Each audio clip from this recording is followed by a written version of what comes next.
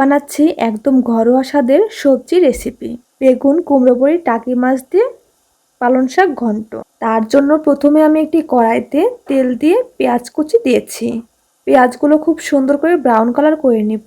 এরপরে দিয়ে দিব হাফ চামচ আস্ত জিরা, তারপরে দিয়ে দিব আদা রসুন জিরা পেস্ট পরিমাণ মতো, তার উপরে দিয়ে দিব স্বাদ মতো লবণ।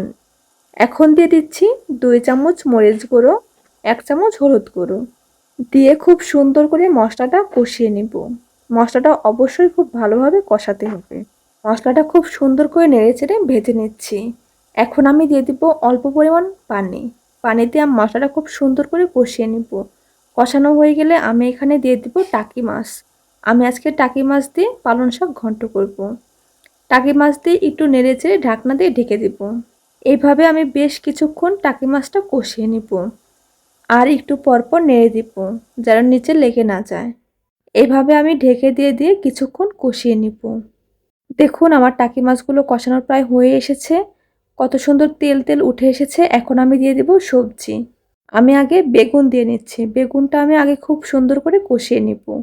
বেগুন দিয়ে খুব সুন্দর করে নেড়েচেড়ে ঢাকনা দিয়ে ঢেকে দিব। ঘরে থাকা সাধারণ সবজি কিন্তু স্বাদে একেবারে চমৎকার। এখন আমি ঢাকনাটি খুলে আবার খুব সুন্দর করে নেড়েচেড়ে কষিয়ে নিচ্ছি। বেগুনগুলো আগে খুব সুন্দর করে কষিয়ে নিতে হবে। এদিক দিয়ে বেগুনটা কষানো হচ্ছে আর আমি এদিকে কুমড়ো বড়িগুলো খুব সুন্দর করে ভেজে ভেঙে নেব। বেগুনগুলো কষানো হয়ে গেলে আমি এখানে অ্যাড করে দেব পালং শাক।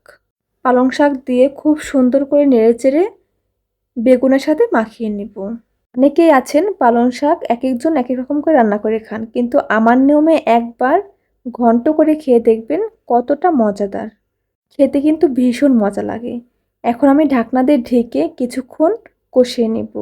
দেখুন পালং শাক থেকে কত পানি বের হয়েছে। এই পানি দিয়ে আমার কষানোটা হয়ে যাবে। পালং শাকগুলো খুব সুন্দর করে কষানো হয়ে গেলে আমি এখানে অ্যাড করে দিব কুমড়ো বড়ি। এই ঘন্টতে কিন্তু কুমড়ো বড়ি না দিলে একদম মজা লাগবে না। অবশ্যই চেষ্টা করবেন কুমড়ো বড়ি অ্যাড করার। কুমড়ো বড়ি দিলে এর ফ্লেভারটা অনেক ভালো আসে, খেতেও দারুণ মজা লাগে। সবগুলো উপকরণ খুব সুন্দর করে কষানো হয়ে গেলে আমি এখানে পরিমাণ মতো পানি অ্যাড করে দেব। পানিতে একটু নেড়েচেড়ে ঢাকনা দিয়ে ঢেকে দেব। ঢাকনা দিয়ে ঢেকে আমি কিছুক্ষণ রান্না করে নেব। আর একটু পরপর নেড়ে দিব। দেখুন দেখতে কত সুন্দর লাগছে তরকারিটা।